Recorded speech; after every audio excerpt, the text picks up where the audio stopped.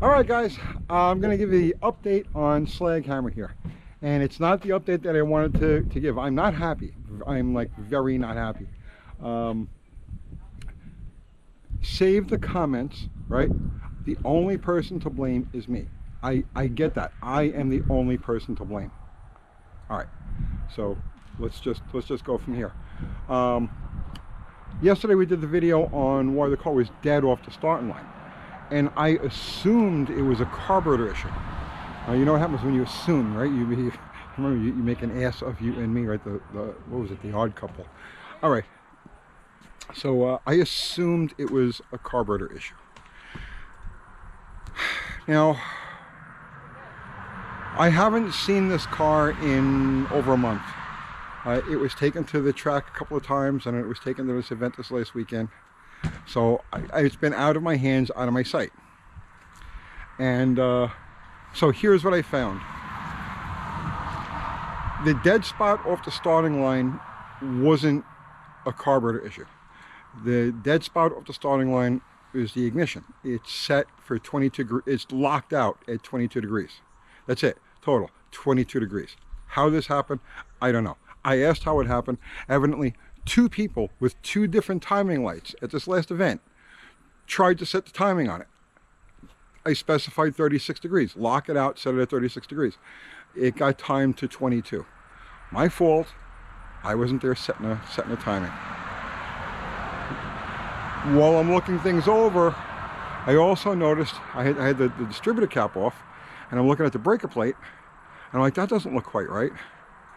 So the breaker plate, instead of sitting flat, the breaker plate was sitting slightly cocked, because it had been taken apart to lock out the timing, to lock out the advance weights. That's how you adjust them. But when it got put back, it wasn't put back straight, it was put back cocked.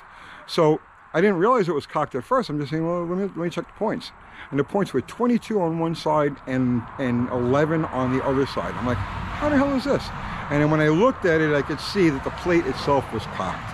So that was another thing. And then I also noticed that the car was dirtying the plugs on the passenger side. First I thought it was gas fouling, but it wasn't gas fouling. It's oil fouling. I'm going to show you why in a minute. I'll explain to you. So evidently, because I wasn't there and I didn't see any of this, evidently the needle and seat assembly on the secondaries of the rear carburetor were leaking. So a new needle and seat assembly was put in, but I have no idea how long it had been leaking or how long the car had been run like it was, with gas just pouring down. You know, you would think it would be noticeable, right? You'd think it would be noticeable. It'd be very fat, very kind of lazy, you know, smelly of fuel, right?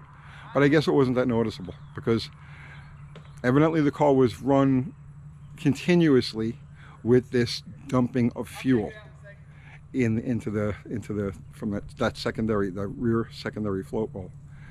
I also noticed that the idle screws are turned way up high, so that would also indicate that in order to get the thing to idle with all that gas dripping in there, you know, you'd open the throttle to get more air in. So I'm like, all right. So I fixed the timing, I fixed the distributor. I take it for a blast, and it feels okay. It feels good. Like the stumble, there's no stumble there, and it just, you hit it, and it just gets up and it spins the tires. There's no traction out here. I didn't video it because I was working on it. So I says, all right, now let me see why it's there. I pulled the plugs on the passenger side again, and they were oily. What the hell is going on here? Fresh plugs. I keep throwing plugs in it. I pull the dipstick. The oil is way up the dipstick, and it's black.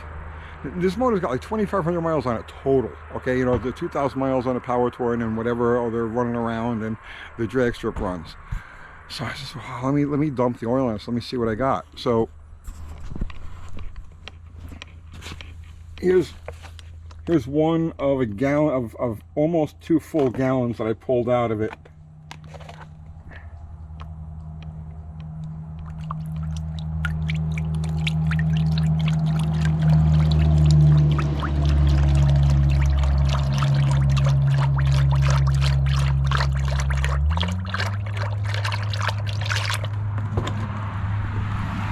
You get the idea? It's loaded with gasoline, loaded with gas. And when I look at the bottom of the drain pan, I see fine gold, which means that's moly. That's off the rings.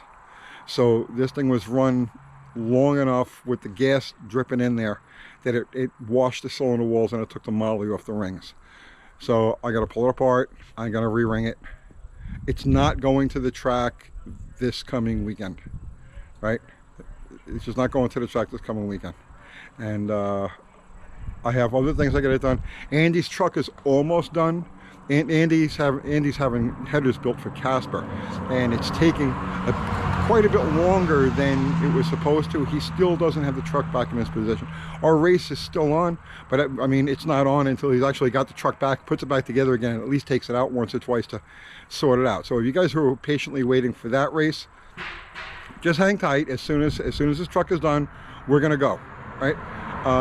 But this thing's out of commission until I tear it apart and re-ring it. So that's it. And save the comments, guys. Save the comments. I see it already. Everybody wants to jump in. Everybody wants to pile on. It's nobody's fault but my own. I get it. I'll see you tomorrow.